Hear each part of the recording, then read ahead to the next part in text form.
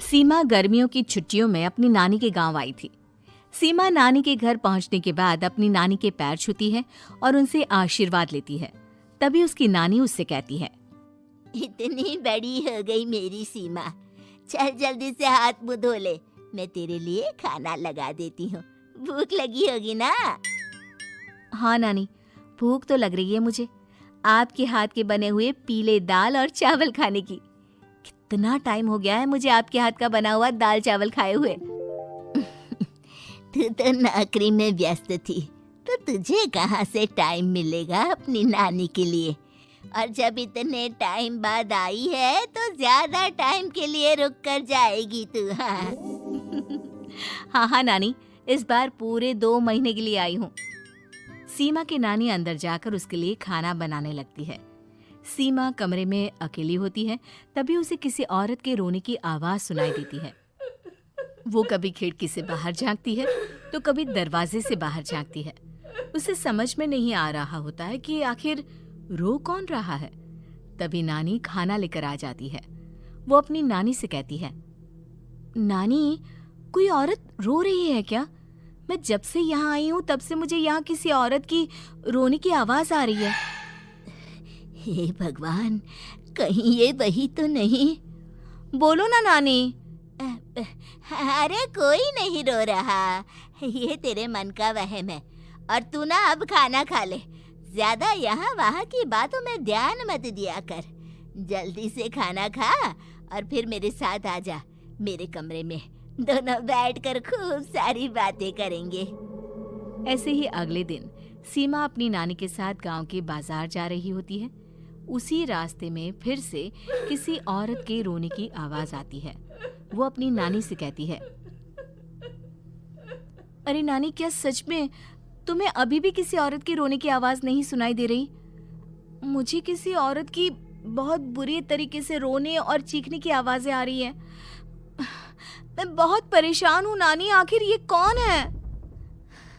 मुझे लगता है कि सीमा को शहर भेज देना चाहिए, यहाँ रहना उसके लिए ठीक नहीं। नानी बोलो ना, आप चुप क्यों हो जाते हो? सीमा, तू घर चल, मुझे तुझसे बहुत जरूरी बात करनी है। नानी सीमा को घर ले आती है और सीमा से कहती है, सीमा, कल सुबह तू शहर वापस चली जाएगी। अरे अचानक? आखिर क्या बात है नानी, आप मुझे ऐसे जाने को क्यों कह रही हो? मैं बस जो कह रही हूँ उस पर ध्यान दे।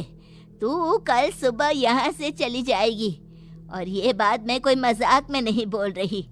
तू कल जाएगी तो मतलब जाएगी। अरे नानी, चली जाऊंगी मैं, ठीक है, पर आखिर बात क्या है ये तो बता दो। मम्मी से कोई बात हुई है या फिर मुझसे कोई गलती हुई है जो तुम मुझे अचानक से जाने के लिए बोल रही हो? देख सीमा, रात बहुत हो चुकी है और मुझे इस बारे में कोई बात नहीं करनी। चल, अब चल के मेरे साथ सो जा। सुबह की बस पकड़कर तुझे शहर भी तो जाना है। सीमा को अपनी नानी का ऐसा व्यवहार देखकर बहुत ही अजीब लगता है। उसे कुछ समझ में नहीं आ रहा होता है कि आखिर उसकी नानी उसे अचानक से गांव छोड़कर जाने के लिए क्यों कह रही है। ये सारी बातें सोचते सोचते सीमा की आंख लग जाती है और वो अपनी नानी के साथ सो जाती है।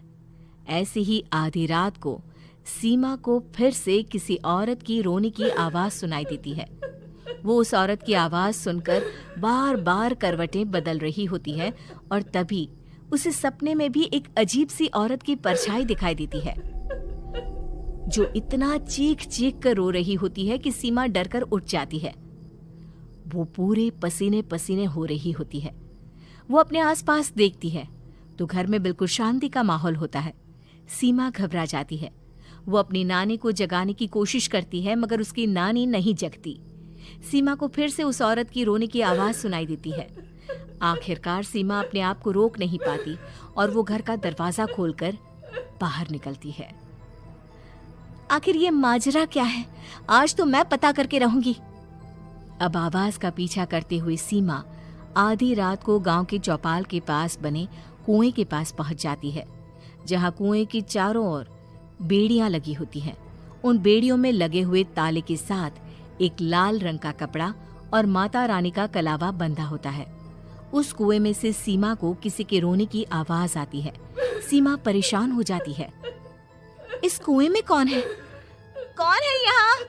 सुनो, कौन है? कौन रो रहा है?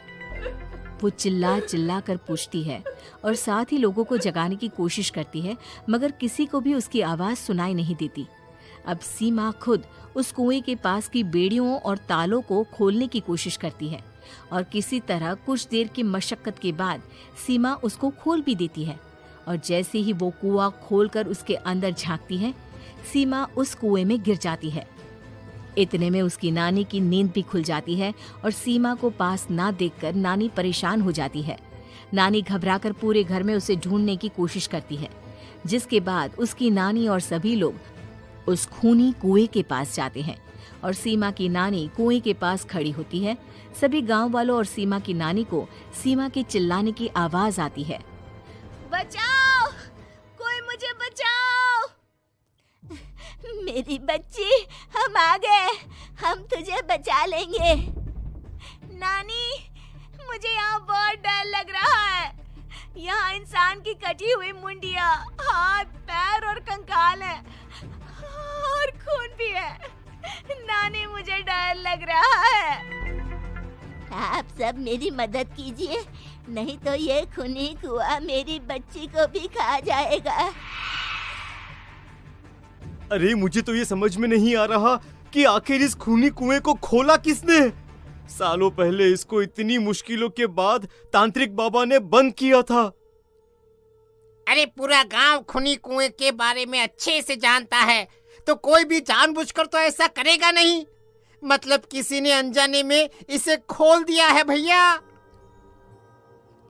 सीमा को इस बारे में मालूम नहीं था और जब से वो यहाँ आई थी तभी से उसे किसी औरत के रोने की आवाजें भी सुनाई दे रही थी। कहीं सीमा ने ही तो उसे नहीं खोला। अगर ऐसा है तो फिर सीमा का बचना बहुत मुश्किल है। वहीं कुएं के अंदर सीमा रोते हुए बैठी होती है कि उसे आवाज सुनाई देती है जो कुएं के बाहर खड़े गांव वालों में से किसी को सुनाई नहीं देता।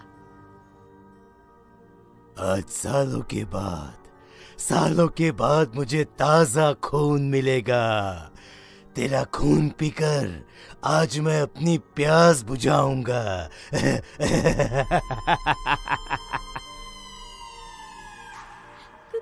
कौन है? मत मारो प्लीज, मुझे जाने दो प्लीज। मैंने किसी का क्या बिगाड़ा है? वो तुझे मरने के बाद पता चल ही जाएगा।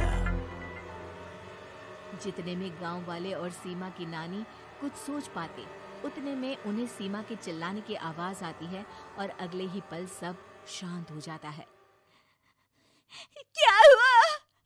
सीमा, मेरी बेटी।